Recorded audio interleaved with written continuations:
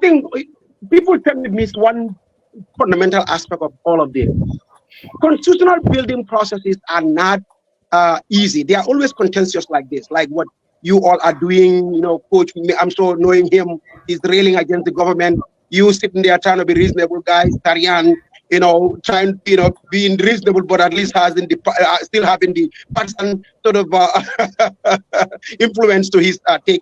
And then others and others and others will give it their own take.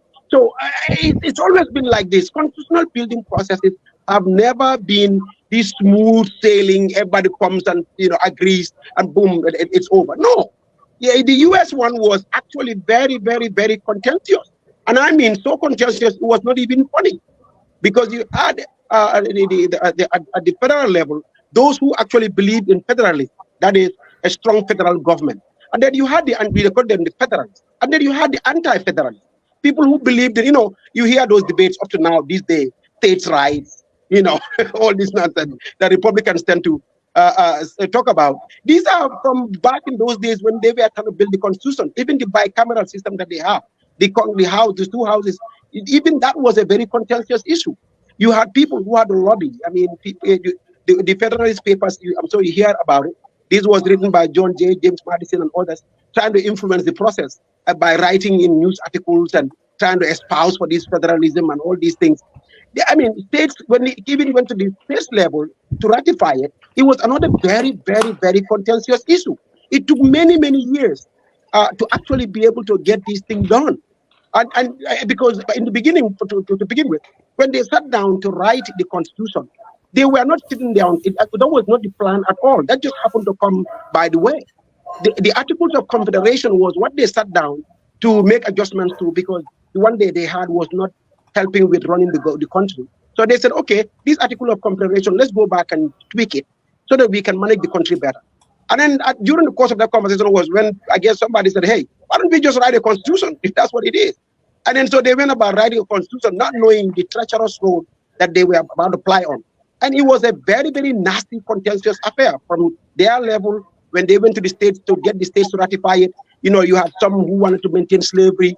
Even the language itself about black people, I mean, we are considered numerically only to be considered two-third, I mean, person, and not in real personal, but by number times. I'm sorry, here. Zoom into the draft. Zoom into the draft. Yeah. Our situation. We get the what America went through. You're saying that it's a contentious issue. People are going to have different positions. But knowing what we know, we had the 2020 and it failed. And here we have the government went ahead, make their amendments, and people are up in roar. The process, lack of consultation. What's your take? Is this thing salvageable? Or no, that's what I'm saying. No, what I'm saying is that's why I started the American experience. This is exactly how constitutional building processes go. The government, you said, went about writing their own thing or making their own adjustments without consultation. Now they came to the public and the public is up and raw about it. This is exactly what happened with the US one. When these folks went about writing the Constitution, when they went to the states level, the states are like, is this what you want us to ratify? Seriously? Are you guys joking? And so Gambians too are reacting the same way towards the government or the draft that they are floating around, because some will say, well, you didn't consult us. Some will say, in fact, you took out a lot from the other one. Some will say, what the very provision, you seem to have changed it.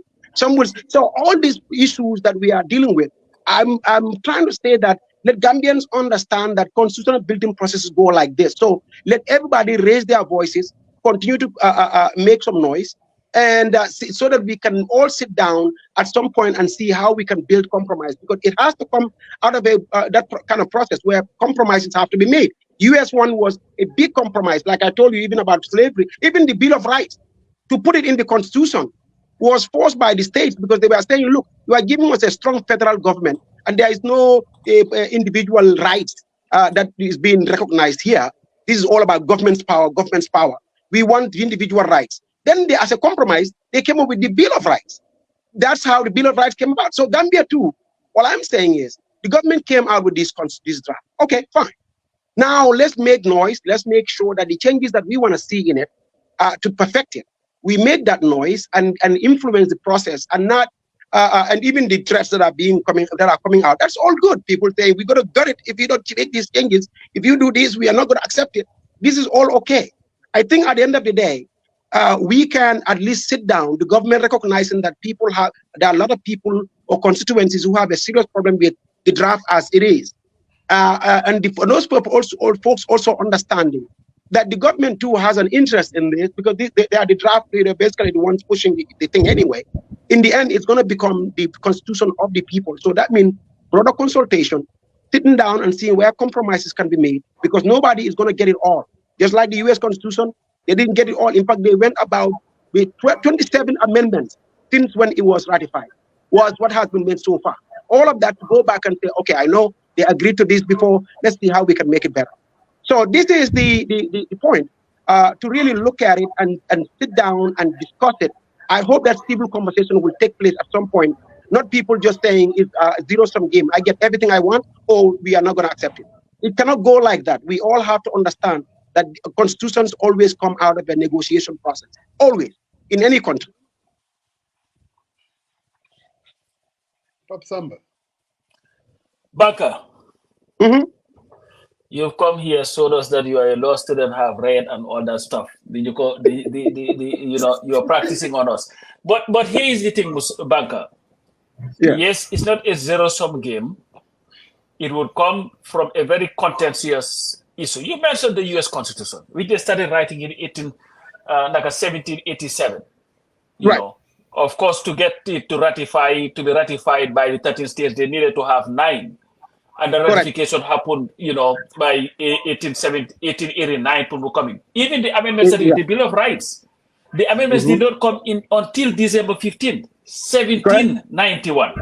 Correct. Yeah. And then but here is the issue though, Banka. And this is where the difference is. The United States did not fight their revolution based on having a better constitution. Their initial thing was to liberate themselves from British colonial rule in the Gambia. And this is where we have to put this thing in its proper perspective. During our fight, in fact, the very essence of the creation of what was the name? Coalition 26. There was a name for it. Coalition for opposition. This thing for electoral reform. The objective was first, let's have electoral reform. Second, we needed a new constitution that would end, again, they've emphasized it so many times, self-perpetuating rule. Right. And this was why, when they went to that convention, the primary thing about it was, how do we come up with a new constitution? Because would end all these problems that we've had before. And this is where President Barrow and his people, we understand the difficulties of writing constitution. But you cannot start it from a very dishonest point of view in itself, and selfishness, looking at what is in it for me. Because in fact, what you say, the zero-sum game, that's what Barrow gave us the first time around. Because since he didn't have everything he wanted, he was ready to just say, you know what, to hell with it. You and I and Musa Jeng were on the phone with Ahmad Ba the night before the voting of this thing. And we all heard what he told us. We knew, before most people, that it was not going to pass. They were adamant. And the issue centered around the presidential powers and this retroactive clause and all that. For somebody who came and told us that, I was going to be for 3 years, 3 years, maybe 10 years, then what are you them?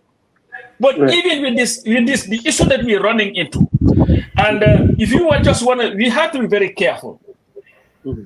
We've seen Senegal so many times in flames based on ambiguity on these term limits.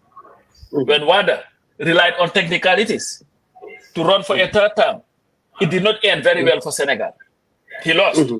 When Macky did the constitutional amendment and then wanted to rely on technicalities to run for a third term, it did not go well for Senegal. And this is where I believe the starting point is for the government to be very clear with the Gambian people especially Adam Barrow, as to what he intends to do and where he wants to lead this. Because at the end of the day, nobody fancies the 1997 Constitution. Like I was saying, Banka, you are a law student now, you use it. There is a great chance that you may not even know the accurate, they will tell you. You ask most of the lawyers, they cannot even tell you the proper constitution that is in circulation in that country. Most people don't know it. So again, all these things, Musa, is Ansarian and said, Jawfarama Jawhor, is for the government to do right by the people. We should not be having this problem here. And Musa, and I have to stick to this again. It is outright greed that has put us in this problem. Barrow is not looking for a perfect constitution. His cabinet are not looking for a perfect constitution. They are looking for a constitution that caters to their needs right now. They do not care about what happens tomorrow or the day after. And this is where the problem is. This whole ambiguity that surrounds it. Look at even the gazetting of this draft. They had the draft there. They did not take it anywhere. They went to Parliament. He made all this lofty arguments about drafting it, or gazetting it. Was it gazetted? No. And the very essence of gazetting is just so that for the citizens to be able to scrutinize a bill that is supposed to go to Parliament. That's what it is.